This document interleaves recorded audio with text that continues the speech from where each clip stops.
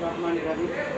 আমরা ইলিশা ইউনিয়ন 4 নং ওয়ার্ড থেকে আমরা আজকে পূর্ব ইলিশা 4 নং ওয়ার্ড থেকে আমাদের যুব সমাজ যারা আছে শীতকালীন আমাদের টুর্নামেন্টের আয়োজন করব আমরা। সেই ক্ষেত্রে আমাদের ইলিশা মডেল কলেজে আমাদের একটি ব্যাডমিন্টন কোর্ট এবং একটি ভলিবল কোর্ট আঁকার জন্য আমরা প্রচেষ্টায় রয়েছিলাম। তো আমাদের যেহেতু সবাই স্টুডেন্ট, তো আমরা সবাই মোটামুটি আর্থিক সংকটে ভুগতেছি। তো ইভেন আমাদের যারা যুব সমাজ আছে সবাই মিলে মাঠ প্রস্তুত করা শেষ। এখন সরঞ্জামের জন্য আমরা আমাদের ভোলা 1 আসনের সংসদ সদস্য পদপ্রার্থী অধ্যক্ষ মাওলানা নজরুল ইসলাম স্যারের কাছে আমাদের ছোট্ট একটি আবদার নিয়ে আসছি। আমাদের 4 নং ওয়ার্ডের সকল ছোট ভাইরা এবং এর মধ্যে আমি নিজেও যুক্ত রয়েছি, কারণ আমি জানি যে আমাদের স্যার অত্যন্ত খেলাপ্রেমী মানুষ। সেই সূত্রে আমাদের এই ছোট্ট আবদারটা নিয়ে স্যারের কাছে আসছি এবং স্যার আমাদেরকে ছোট্ট দুই একটা কথা বলে, উপদেশমূলক কথা বলে আমাদেরকে আজকে যেটা সহযোগিতা করবেন বলে আমি আশা করছি। স্যারের কাছে সাহেদার সামনে আসুন।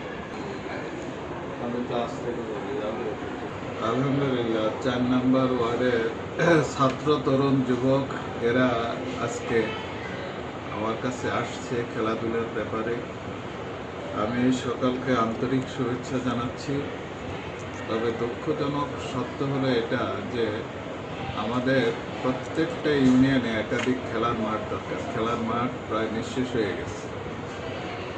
মানুষ বাড়িঘরের প্রতি যেভাবে গুরুত্ব প্রদান করে, কিন্তু খেলার মাঠের প্রতি এখন গুরুত্ব অনেকটাই কম। এই জন্যে আমাদের সরকার, স্থানীয় সরকার, প্রশাসন সবার উচিত যে কমপক্ষে প্রত্যেকটা ইউনিয়ন, প্রত্যেকটা ওয়ার্ডে খেলার মাঠের জন্য সরকারিভাবেই চেষ্টা করে।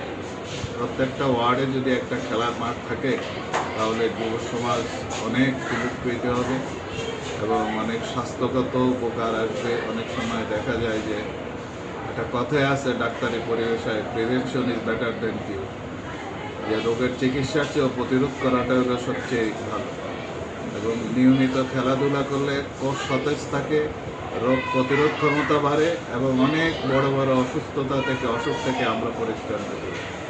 এই জন্যে স্বাস্থ্যটা একটা মৌলিক মানবাধিকারের পর্যায়ে পড়ে, হিউম্যান রাইটসের ভিতরে পড়ে। সুতরাং আমার দাবি হলো গভর্নমেন্টের কাছে, এবং আমরা ইনশাআল্লাহ আমরা যদি একটা পর্যায়ে যেতে পারি তাহলে প্রত্যেকটা ওয়ার্ডে ওয়ার্ডে একটা খেলার মাঠের ব্যবস্থা করার চেষ্টা করব।